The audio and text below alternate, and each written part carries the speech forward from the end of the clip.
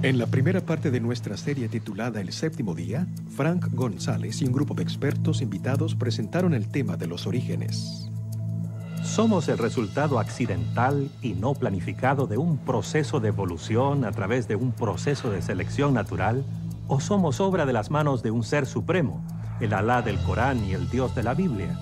¿Debemos nuestra existencia a los dioses aztecas o babilónicos, o a ciertas criaturas del espacio exterior? ¿Cuál es la verdad acerca de nuestro origen? ¿Cuándo nació nuestro universo? ¿Cómo se acomodaron los astros en sus lugares? La ciencia puede explicar cómo se desenvuelve el universo y cómo ocurren las cosas en el mismo, pero no puede explicar por qué existen las cosas en vez de no existir nada. Por la palabra de Jehová fueron hechos los cielos, y todo el ejército de ellos por el aliento de su boca. Y acabó Dios en el séptimo día la obra que hizo, y reposó el día séptimo. Dios crea el mundo en 6 días y descansa en el sábado. Con todo, el sábado es también en sí una creación que sitúa los otros días en perspectiva.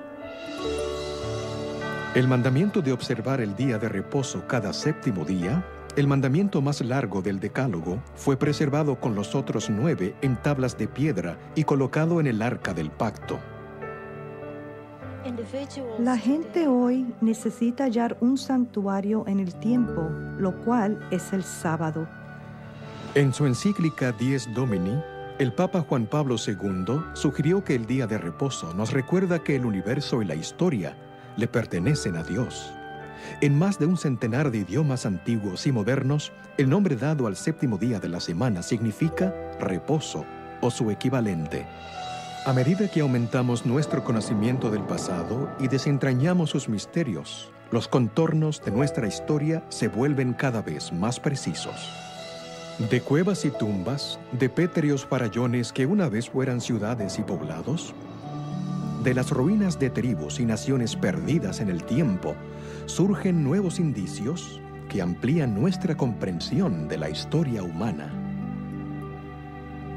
Los arqueólogos están constantemente añadiendo al cuadro elementos obtenidos en los registros de civilizaciones y sociedades extintas, así como los volúmenes de la literatura antigua.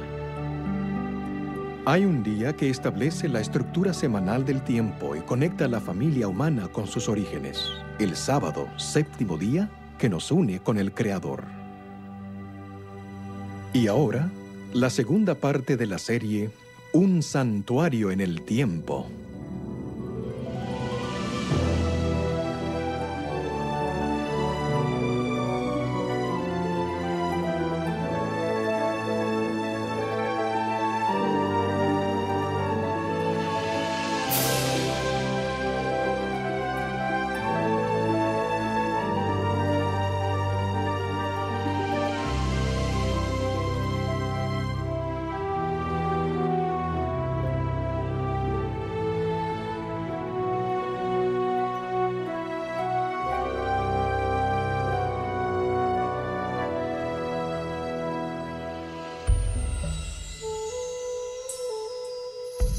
En la época en que Jesucristo caminaba entre los judíos, era su costumbre asistir los sábados a la sinagoga para adorar y enseñar. Los dirigentes lo vigilaban de continuo.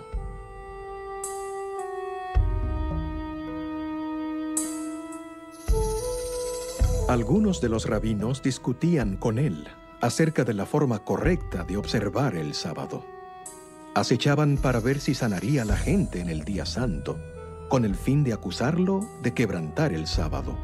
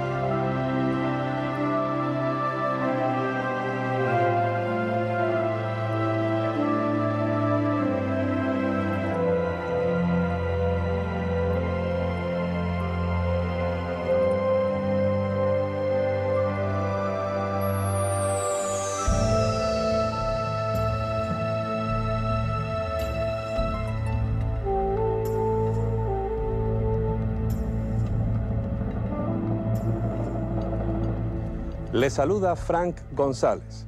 Bienvenidos a la segunda parte de Un santuario en el tiempo. Lo que hizo Jesucristo en cierto sábado específico casi 2000 años atrás fue verdaderamente revolucionario. Hizo milagros de sanidad y con ellos se ganó el corazón del pueblo. Sin embargo, esto lo puso en conflicto directo con los líderes judíos. Al aseverar ser el Señor del sábado, desafió su autoridad espiritual, lo cual iba a desembocar en su infame juicio y muerte en la cruz.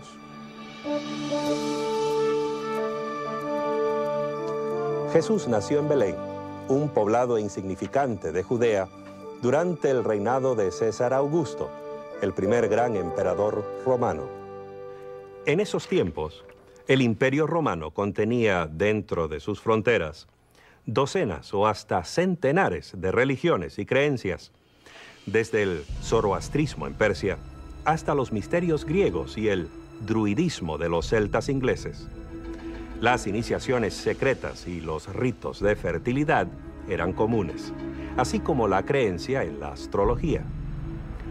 Los mismos romanos admiraban la religión y la cultura de Grecia. Adoptaron los dioses griegos y los mezclaron con sus propias religiones. El resultado fue una mezcla de culto a los antepasados, al emperador y al sol. Una religión dirigida no a un dios, sino a muchos.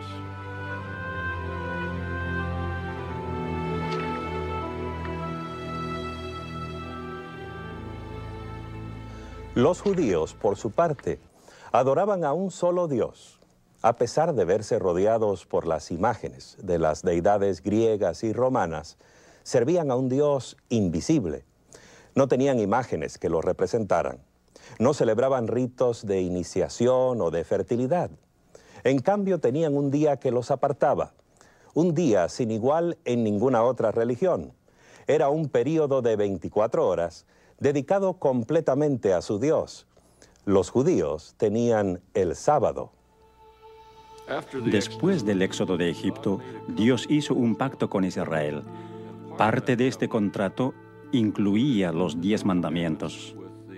El cuarto de estos manda guardar el sábado, el séptimo día de la semana, como un memorial de su creación y su redención de Egipto. Al guardar este día santo, que era una señal entre Dios e Israel, recordarían que el Señor era su Dios y ellos su pueblo. Guardad mis sábados, porque el sábado es señal entre vosotros y yo por vuestras generaciones, para que sepáis que yo soy el Señor que os santifico. Podemos suponer que los judíos del primer siglo conocían y estudiaban los 10 mandamientos. El Decálogo les decía, tal como nos dice a nosotros, que el sábado es un recuerdo de que Dios creó el mundo en 6 días y es un memorial del éxodo de Egipto. Para los judíos del primer siglo, el sábado era un período de intensa espiritualidad, una ocasión para relacionarse con el Dios que creó el universo en 6 días y reposó en el séptimo. Por eso, ellos también reposaban el día séptimo. Además, en la liturgia judía recordaban que Dios los había sacado de Egipto. De este modo, el sábado llegó a ser para ellos una celebración de su libertad. La observancia del sábado era la marca inconfundible del judío. Lo ponía aparte de todos los demás. No se la podía esconder. A ojos de los observadores griegos y romanos, la observancia del sábado era una de las peculiaridades de los judíos. Veían un pueblo que cada séptimo día se abstenía de trabajar. Los griegos y romanos no tenían nada comparable. Los judíos del primer siglo aprovechaban que no podían trabajar en sábado, dedicándolo a regocijarse. El viernes de noche servían una cena deliciosa a la luz de las velas y a menudo incluía 2 hogazas de pan para conmemorar el maná que cayó en el desierto. El sábado, sin duda, asistían a la sinagoga. Allí podían ver a sus amigos y conversar con ellos. Y según las evidencias que tenemos, también estudiaban la Torá y adoraban juntos. A los observadores externos les llamaba continuamente la atención la rara costumbre judía de negarse a trabajar el sábado. Un filósofo, Séneca, llegó a decir que los judíos, al no trabajar durante el sábado, dedicaban la 7ª parte de su vida a la ociosidad. Cuando Jesús apareció en escena, El sábado había quedado aplastado bajo el peso de numerosos reglamentos arbitrarios. Los rabinos habían transformado el reposo sabático en una ciencia detalladísima, carente de gozo o significado. En el primer siglo, la observancia del sábado se basaba en una serie de prohibiciones. Se prohibía atar o desatar un nudo, cocinar, escribir más de una letra del alfabeto, llevar cualquier carga, aún cosas en el bolsillo, así como mucho del trabajo cotidiano, por ejemplo, preparar pieles y cueros y las actividades necesarias para la subsistencia.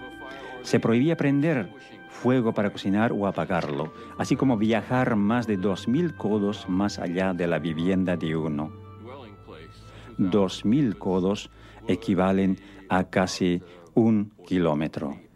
La forma como los judíos guardaban el sábado era muy legalista. Uno no se podía mover, no podía hacer nada, pero Jesús vio que esa era una distorsión del plan que Dios tenía para la humanidad.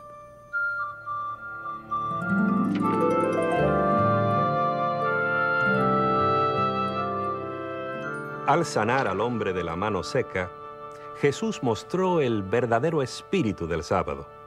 Rechazó las reglas rabínicas.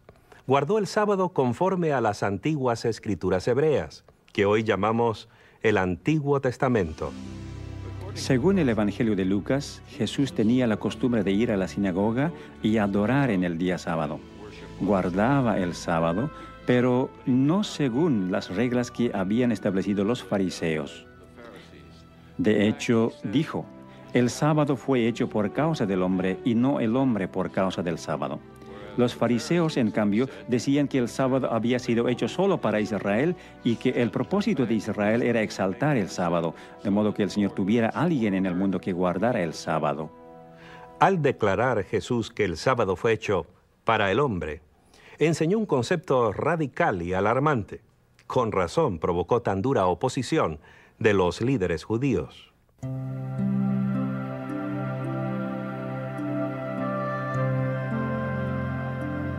En otro sábado, Jesús enseñaba al pueblo. Había allí una mujer que había estado enferma, encorvada por 18 años. Jesús la llamó que se acercara a él.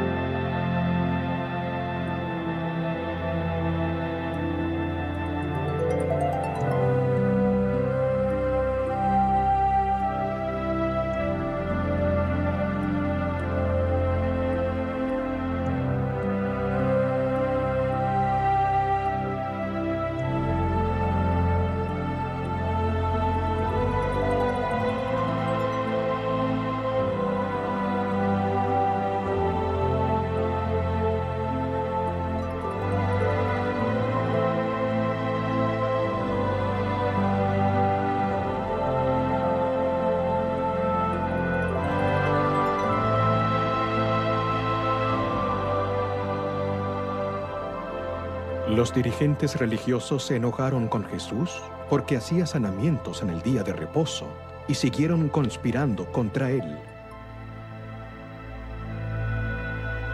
Para los líderes religiosos, esa conducta era un escándalo, en especial por quebrantar su regla del peligro mortal.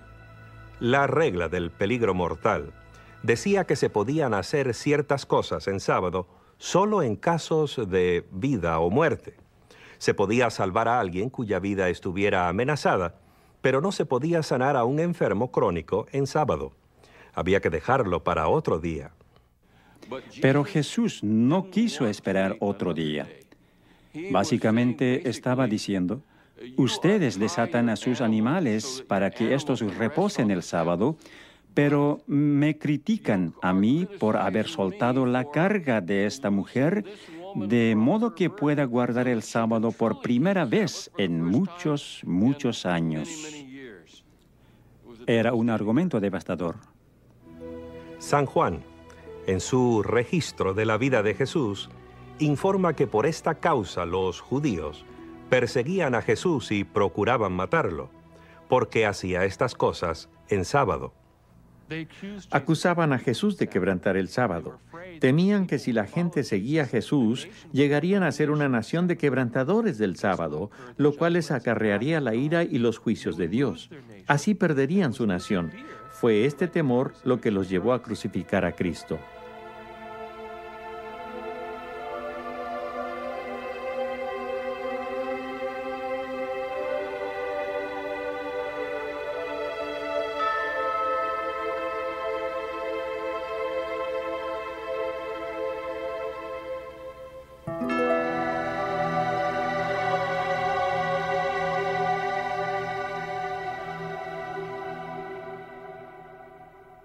Algunos han sugerido que el sábado del Decálogo perdió su significado con la vida y muerte de Jesús, que de algún modo el Salvador lo invalidó. Cuando Dios dijo que el sábado fue hecho para el hombre y no el hombre para el sábado, podría haber dicho que el sábado había sido dado para Israel y que no era necesario que los no judíos, y quizás hasta los mismos judíos, lo guardaran. Cristo tuvo muchas oportunidades para decir que el sábado no era importante, que era hora de terminar con él. En cambio, todas las controversias que tuvo con los fariseos no tuvieron nada que ver con la validez del sábado, sino cómo debía ser guardado. Si alguna vez hubo alguna duda en cuanto a cómo guardar el sábado, Cristo la disipó. El secreto era seguir la autoridad de las Sagradas Escrituras y no las leyes y tradiciones humanas.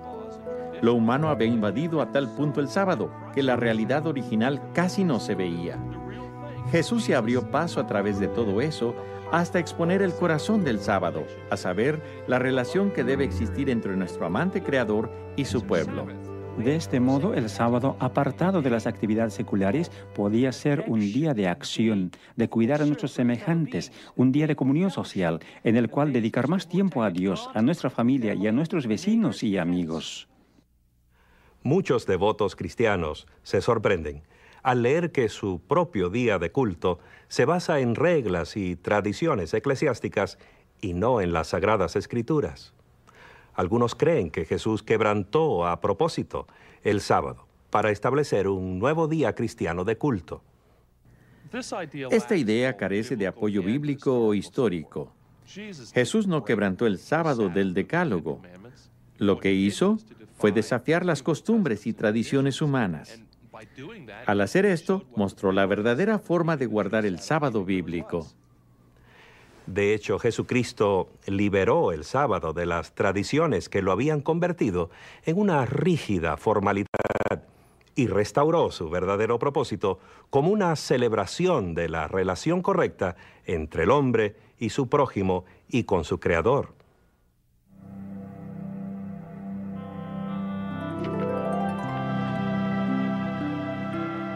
Cuando veáis en el lugar santo la abominación desoladora predicha por el profeta Daniel, entonces los que estén en Judea huyan a los montes. Orad que vuestra huida no sea en invierno ni en sábado. Con esas palabras, Jesús señaló una terrible predicción que hiciera el profeta Daniel en el Antiguo Testamento. Pero ¿por qué habría de decirles a los creyentes que oraran para que no tuvieran que escapar en sábado, a menos que esperara que todavía estuvieran guardando el sábado como día santo? En el año 69 de nuestra era, el Imperio Romano era muy inestable. A dicho año se lo llama el año de los 4 emperadores y los primeros 3 no murieron de causas naturales. Por eso los judíos pensaron que el momento era favorable para sacar partido de esa inestabilidad y promover su propia libertad de la opresión imperial. El general romano Vespasiano atacó la ciudad en un intento de ahogar la revuelta.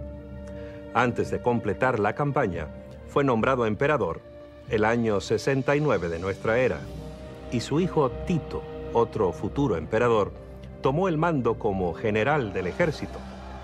Tito le puso sitio a la ciudad y finalmente, en el año 70 después de Cristo, las fuerzas romanas penetraron las defensas, asolaron la ciudad y destruyeron completamente el templo. Eusebio, un historiador eclesiástico, informa que los cristianos de Jerusalén recordaron la advertencia y escaparon antes que la ciudad cayera en manos romanas. Este incidente muestra en forma evidente la intersección de la historia y la profecía.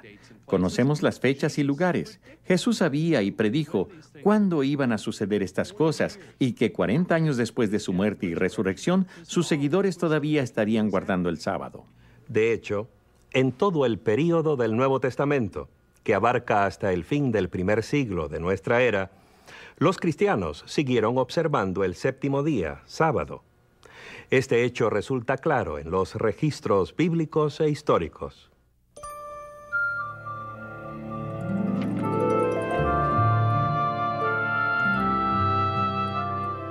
Para los primeros cristianos, su relación con el judaísmo no era una interrupción, sino un progreso. En efecto, su religión se basaba en el cumplimiento de las esperanzas y expectativas del Antiguo Testamento. Los cristianos no creían estar fundando una nueva religión. Creían ser judíos, el verdadero Israel. Eran los hijos de Abraham. Si eran gentiles, eran hijos de Abraham por la fe.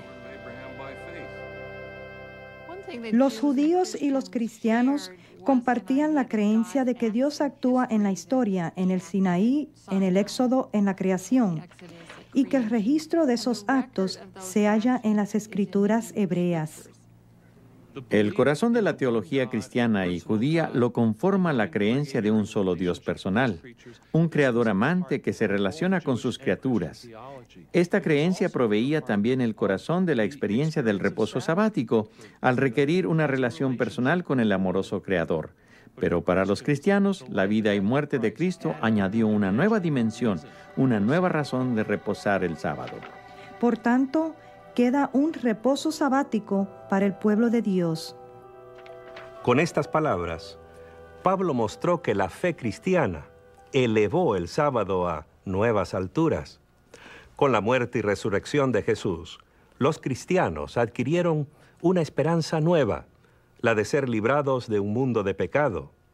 Así el sábado, que originalmente fuera el memorial de la creación, pasó a conmemorar también la salvación y la paz espiritual que ella nos brinda.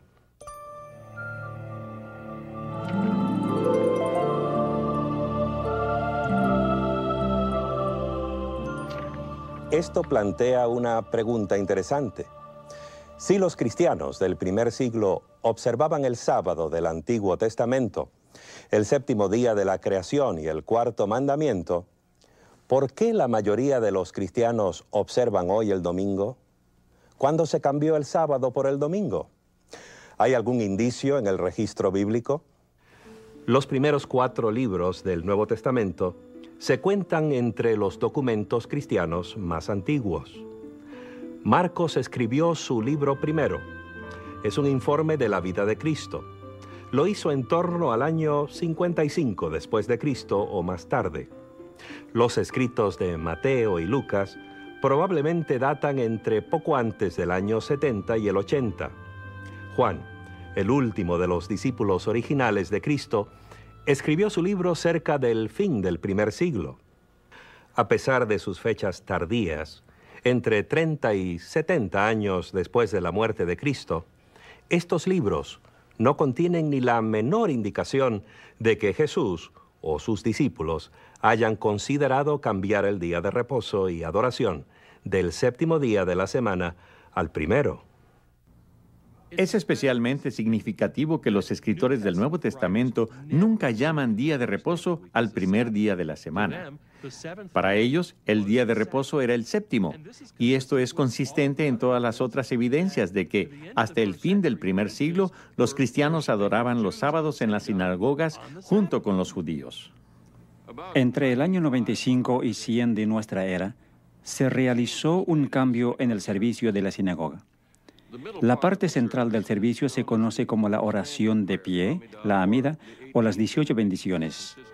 Son 18 breves bendiciones de Dios u oraciones de gratitud. En días de semana se recitan las 18, en el sábado solo 7 de ellas. En la misma época se añadió una más, que en hebreos se conoce como la Birkot Hamanina, la bendición concerniente a los herejes, la cual en realidad no es una bendición. Que no haya esperanza para los apóstatas, que los dominios de maldad sean prontamente desarraigados en nuestros días, que los nazarenos y los herejes perezcan pronto y no sean inscritos junto con los justos. Bendito eres tú, el eterno nuestro Dios, que aplastas a los malvados. Revelaba quién era cristiano porque se le podía pedir a cualquiera para que dirigiera la recitación de esta plegaria. Y al final de cada bendición todos debían decir amén, y esto hizo que fuera sumamente incómodo, de hecho imposible, para los cristianos participar desde entonces en adelante en los servicios de la sinagoga dirigidos por los fariseos. La evidencia que provee esta oración de la sinagoga nos ayuda a enfocar el cuadro de los cristianos del primer siglo.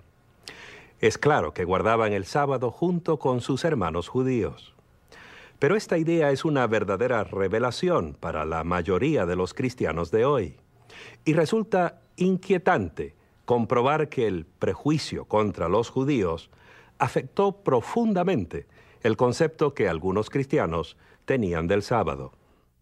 En la literatura eclesiástica de los primeros cristianos se nota un gran deseo de separarse y distinguirse de los judíos. Como resultado, aparece en ella mucho antijudaísmo o antisemitismo. En parte son comentarios insultantes acerca de los judíos y otros son intentos de separarse de lo que se consideraba como religión del Antiguo Testamento. Había razones prácticas para que los cristianos se distanciaran de los judíos. Sin duda, se dejaron arrastrar por la corriente de sentimientos antijudíos. Es sorprendente ver la intensidad de los conflictos entre judíos y romanos. A pesar de hallarse los judíos esparcidos por toda la región mediterránea y más allá, muchos de ellos todavía soñaban con una gran nación judía y con la victoria final sobre sus enemigos. Y en el norte de África, en torno al año 115 de nuestra era, esos sueños ardieron en una hoguera de violencia. Los judíos de la región de Cirene habían puesto a la cabeza de ellos a un cierto Andrés y estaban destruyendo tanto a los romanos como a los griegos. A muchos los aserraron partiéndolos en dos, desde la cabeza hacia abajo. A otros los echaron a las bestias salvajes y a otros aún les obligaron a luchar como gladiadores. En total, perecieron 220,000 personas. En Egipto también perpetraron ultrajes semejantes y en Chipre. Diocasio. Pocos años más tarde, en el 132, la oposición judía a la autoridad imperial encendió otra violenta revuelta, esta vez en Jerusalén. Nuestras antiguas fuentes nos dan dos razones para explicar la insurrección de Bar Kokhba. Primero, el emperador Adriano prohibió la circuncisión. Los judíos ya no podían cumplir este rito. Segundo, el mismo emperador decidió reconstruir Jerusalén como una ciudad pagana, la ciudad Ilia Capitolina. Por fin, las fuerzas imperiales aplastaron la rebelión el año 135. Adriano les prohibió a los judíos entrar a Jerusalén, así como la observancia del sábado y otros ritos religiosos. A través del Imperio Romano había un fuerte sentimiento antisemítico. Los judíos eran el enemigo. Los cristianos no querían ser asociados con ellos y ser así considerados también enemigos. Fácilmente podían dejar de lado la observancia del sábado, que era una marca de judaísmo. ¿Dónde, pues, y cuándo comenzaron los cristianos a observar un día distinto de culto? Las páginas perdidas de la historia nos llevan en una dirección sorprendente.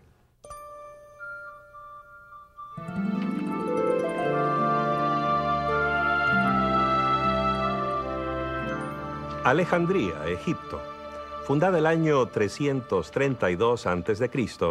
por Alejandro el Grande, uno de los grandes centros mundiales de literatura, ciencia y comercio, un caldero de ideas religiosas y filosofía clásica.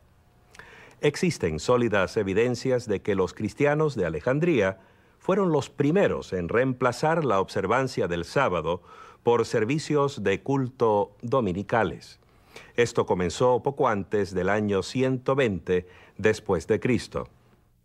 Uno de los primeros documentos que apunta a cristianos guardadores del domingo es la así llamada Epístola de Bernabé.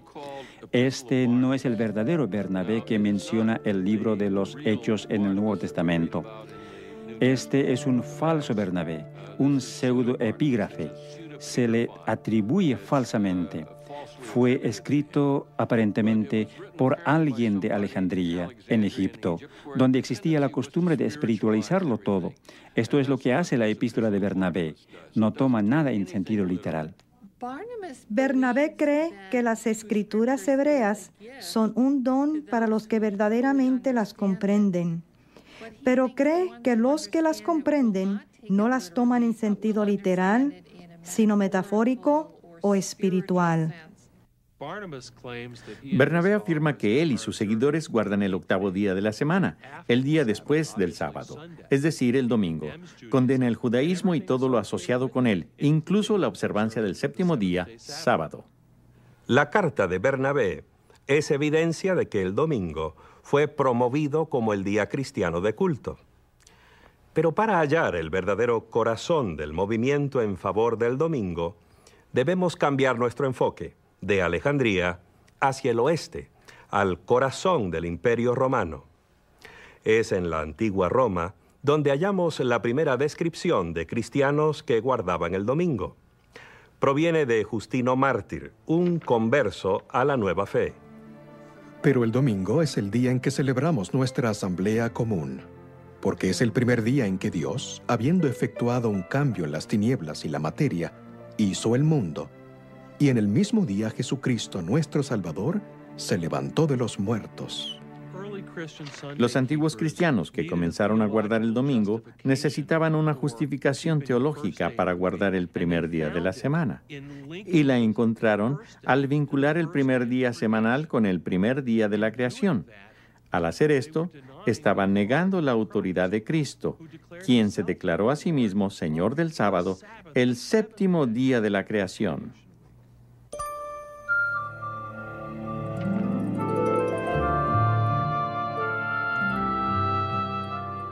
Hemos llegado a un momento crítico en la historia.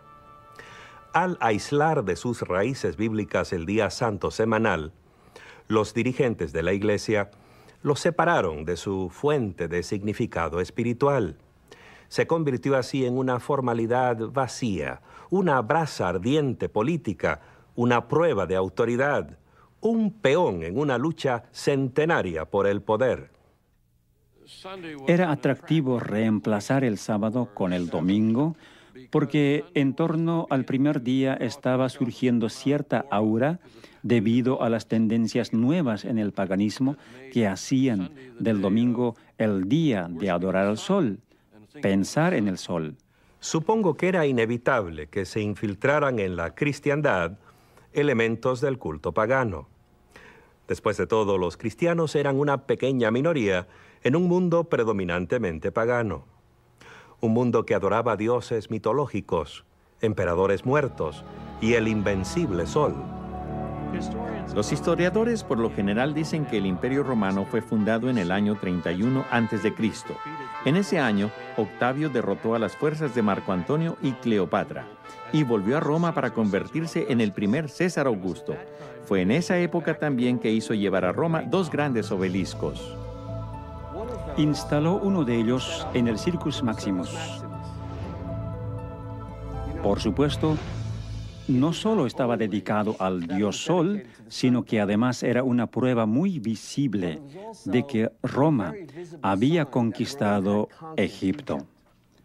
La dedicatoria decía: César Augusto dedica esto como una ofrenda al Sol. Pero también decía: porque Egipto ha sido conquistado. Así, los que asistían al circo para ver los juegos veían no solo la dedicación al sol, sino también que el dios sol romano había triunfado sobre el dios sol egipcio.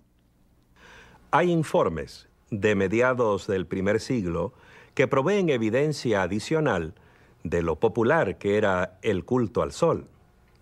Nerón, el notorio emperador, comisionó a un escultor para que creara una estatua de casi 35 metros de altura, con su propia cabeza esculpida al estilo del dios Sol.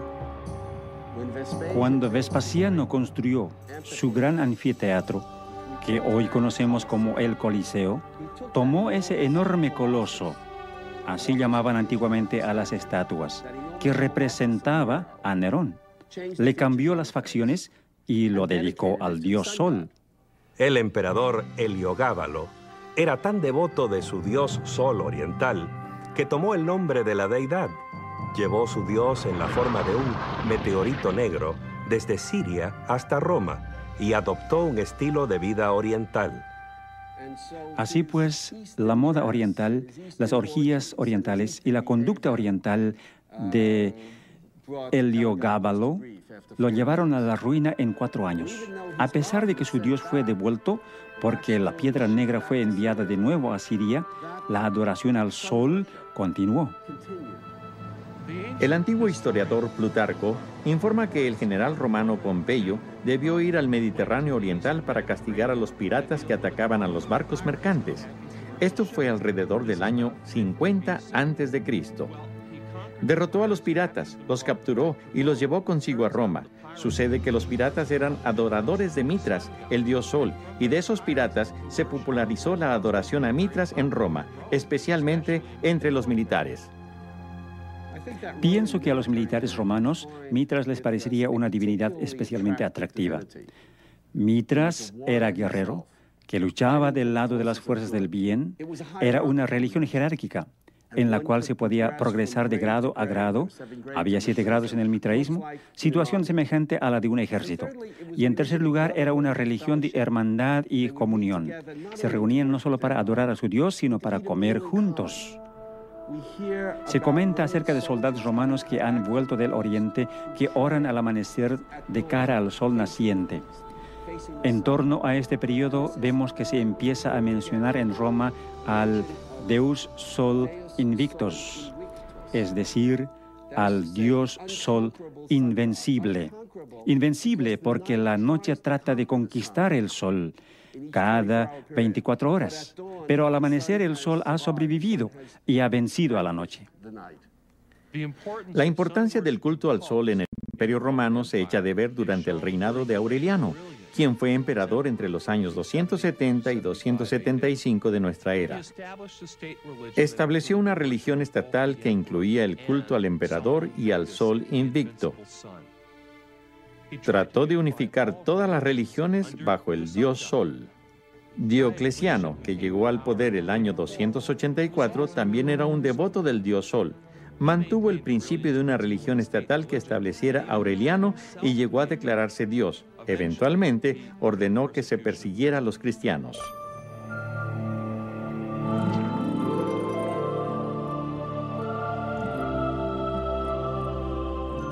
A ciertos dirigentes cristianos les pareció buena idea aprovecharse de la popularidad del domingo. En especial, la observancia del domingo haría que el cristianismo les resultara más atractivo a los paganos que ya adoraban al sol en ese día. Por ejemplo, el emperador romano Constantino era, al igual que Aureliano y Diocleciano antes que él, un adorador del sol. Fue el primer emperador romano que profesó el cristianismo. Supuestamente se convirtió durante una campaña contra sus rivales. Las biografías escritas por sus partidarios dicen que antes de una importante batalla cerca de Roma, Constantino vio en el cielo una visión de la cruz. Acreditó a esa visión su victoria subsiguiente y se declaró cristiano. Los historiadores debaten si la conversión de Constantino fue o no genuina, ya que a través de casi todo su reino mantuvo sus supersticiones paganas. Solo cuando se hallaba en su lecho de muerte, consintió en su bautismo. A pesar de eso, su reinado marcó un vuelco dramático en la historia de la cristiandad. El año 313, con la aquiescencia de su corregente Licinio, legalizó la religión cristiana. El reinado de Constantino el Grande conforma una de las épocas en la historia del mundo. Es la era de la disolución del Imperio Romano. el comienzo, o más bien la consolidación de un nuevo tipo de despotismo oriental, con una nueva capital, una nueva constitución y finalmente una nueva religión. ¿Se convertiría Constantino al cristianismo o sucederían las cosas en forma opuesta? ¿Quién sabe? Pero lo importante para nosotros es que lo que surgió fue una iglesia diferente y un estado diferente. De hecho, ambos estaban tan íntimamente mezclados que es difícil ver dónde terminaba uno y el otro comenzaba. Al parecer, la religión personal de Constantino era una mezcla de adoración solar mitraísta y cristianismo. Según Eusebio, su biógrafo cristiano, Constantino ordenó a sus ejércitos a ser celosos en honrar el día del Señor, el domingo, refiriéndose a él como el día de la luz y del sol, términos que son claramente paganos. Veamos un pasaje de su famosa ley dominical del año 321. En el venerable día del sol, los magistrados y el pueblo que reside en las ciudades deben descansar, y todos los lugares de trabajo deben estar cerrados. En el campo, sin embargo, los individuos ocupados en la agricultura pueden continuar libre y legalmente sus ocupaciones. La primera ley que requería que la gente celebrara y descansara en domingo es la que promulgó el emperador Constantino en el año 321.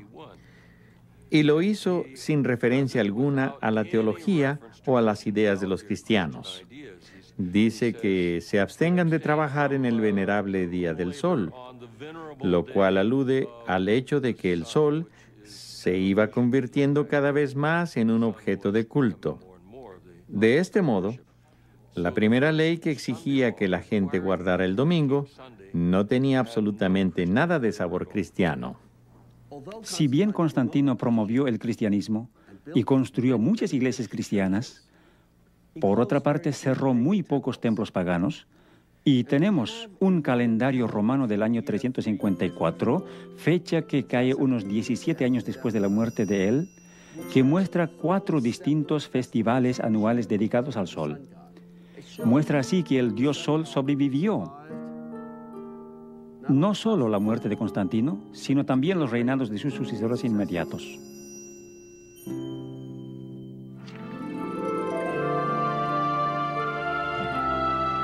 La ley dominical de Constantino, ¿le puso término a la controversia entre el sábado y el domingo? No. Según registros de la antigua ciudad de la Odisea, donde se reunieron los dirigentes de la iglesia en torno a mediados del siglo IV. El concilio eclesiástico de la Odisea trató específicamente de si había que leerse las escrituras en los servicios del sábado y qué pasajes debían escogerse.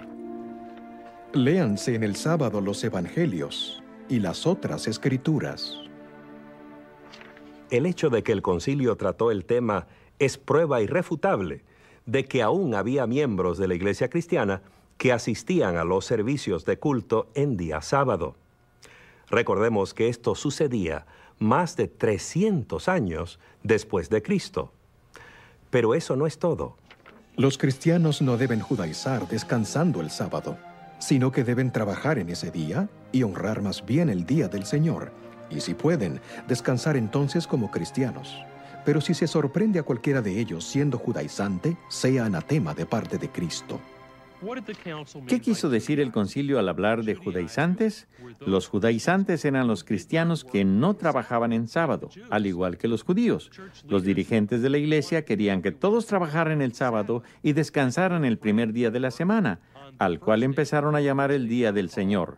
Esta disposición concordaba con la ley dominical que había promulgado el emperador Constantino. A pesar de la popularidad de la adoración al sol y las leyes dominicales de los emperadores, muchos cristianos siguieron adorando en el séptimo día, sábado. De hecho, fueron minoría las iglesias que abandonaron el sábado. Si bien casi todas las iglesias del mundo celebran los sagrados misterios en sábado cada semana, los cristianos de Alejandría y Roma han cesado de hacer esto. Sin duda alguna, los cristianos todavía observaban el séptimo día, sábado, en la segunda mitad del siglo IV. A pesar de los argumentos teológicos, los prejuicios antijudíos y el decreto de un emperador, el sábado del Creador no había muerto. Los siglos subsiguientes vieron cómo el sábado se mantuvo como el corazón de la controversia entre los papas y los patriarcas. El día semanal de reposo y adoración se convirtió en una prueba de la autoridad de la Iglesia y en señal de sumisión a un nuevo tipo de gobierno religioso. Llegó a ser una causa importante del gran cisma que dividió a la cristiandad por 900 años. Veremos más acerca de esto cuando volvamos con la parte 3 de nuestro programa Un Santuario en el Tiempo.